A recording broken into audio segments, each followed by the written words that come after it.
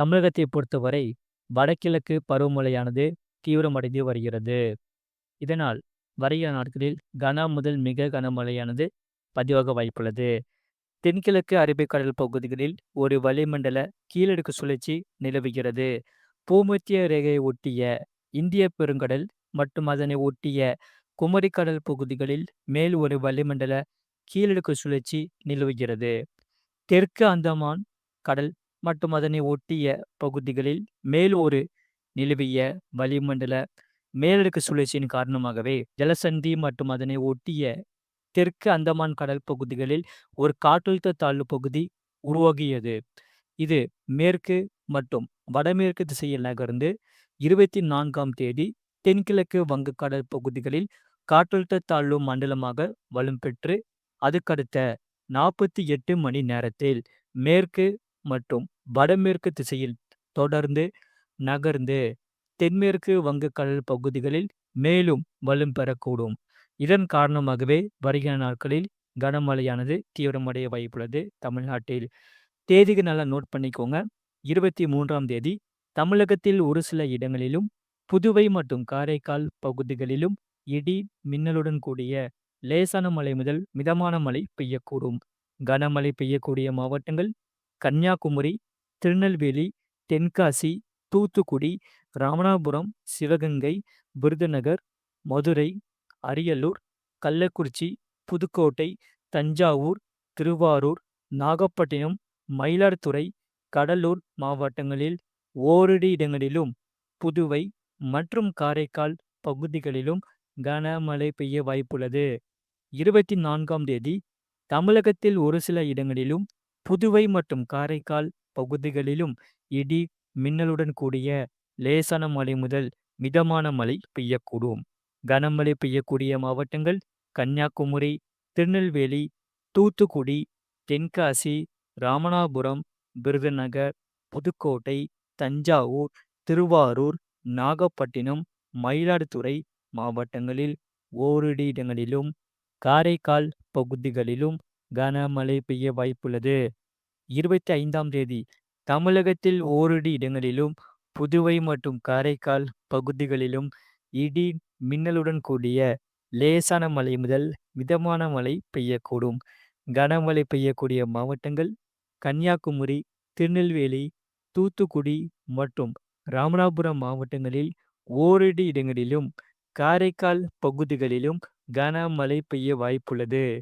சென்னை மற்றும் புறநகர் பகுதிகளுக்கான வானிலை முன்னறிவிப்பு. சென்னையை பொறுத்தவரை வானம் ஓரளவு மேகமூட்டத்துடன் காணப்படும். நகரின் ஒரு சில பகுதிகளில் இடி மின்னலுடன் கூடிய லேசான மழை முதல் மிதமான மழை பெய்யக்கூடும். அதிகபட்ச வெப்பநிலை 31 முதல் 32 டிகிரி செல்சியஸ் ஒட்டியும் குறைந்தபட்ச வெப்பநிலை 25 டிகிரி செல்சியஸ் ஒட்டியும் இருக்கக்கூடும். மீனவர்களுக்கான எச்சரிக்கை.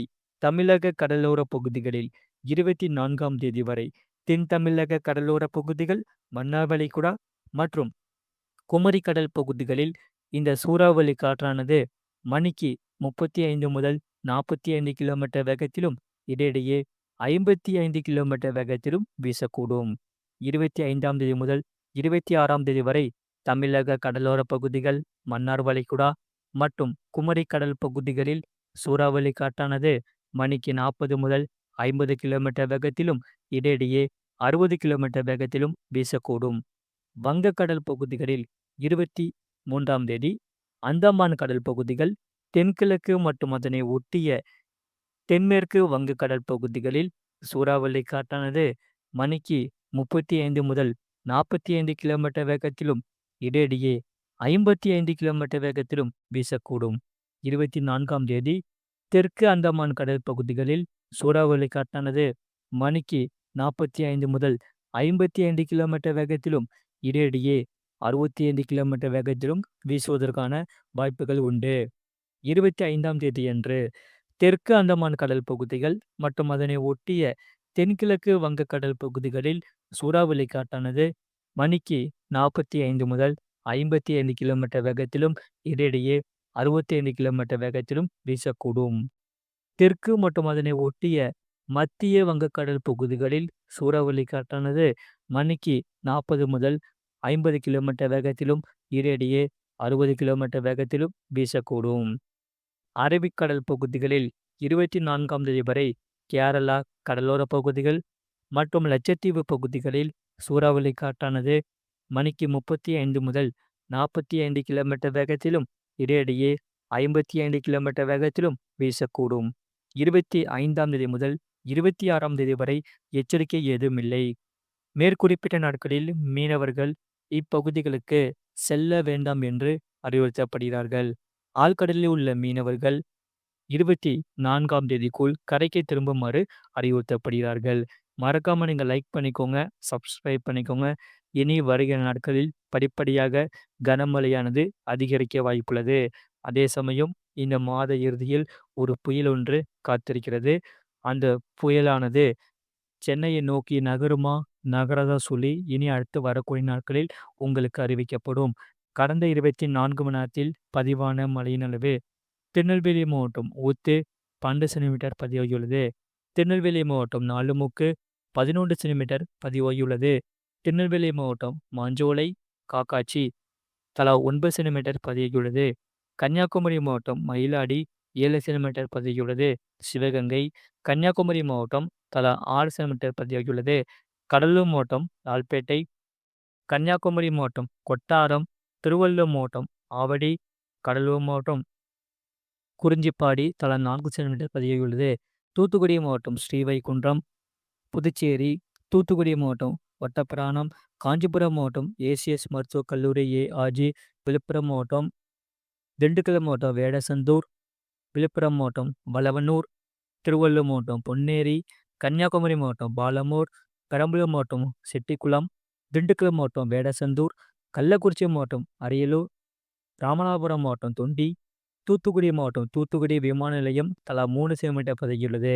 செங்கல்பட்டு மாவட்டம் சத்தியபாமா பல்கலைக்கழகம், புதுச்சேரி மாவட்டம் பார்கூர், திருவள்ளூர் மாவட்டம் சோழவரம், தென்காசி, காஞ்சிபுரம் மாவட்டம் ஸ்ரீபெரும்புதூர், திருவள்ளூர் மாவட்டம் செங்குன்றம், நாமக்கல் மாவட்டம் பரமத்திவேலூர், புதுச்சேரி, சென்னை அம்பத்தூர், கரூர் மாவட்டம் ஆனைப்பாளையம், ராணிப்பேட்டை மாவட்டம் பாலாறு அணைக்கட்டு, திருவள்ளூர் மாவட்டம் எண்ணூர், ராமநாதபுரம் மாவட்டம் ஆர்எஸ் மங்கலம் தலா 2 சென்டிமீட்டர் பதிவாகியுள்ளது.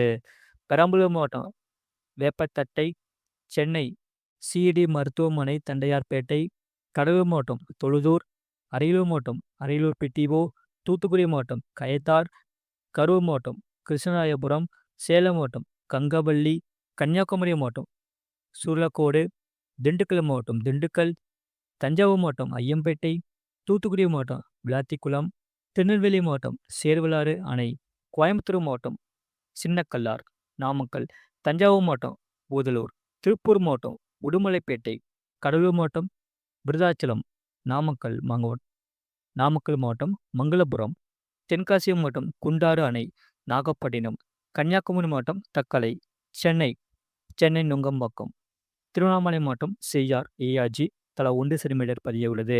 இனி வருகிற நாட்களில் படிப்படியாக கனமழையானது தீவிரமடைய வாய்ப்புள்ளது தமிழ்நாட்டில். மறக்காம நீங்கள் லைக் பண்ணிக்கோங்க, சப்ஸ்கிரைப் பண்ணிக்கோங்க.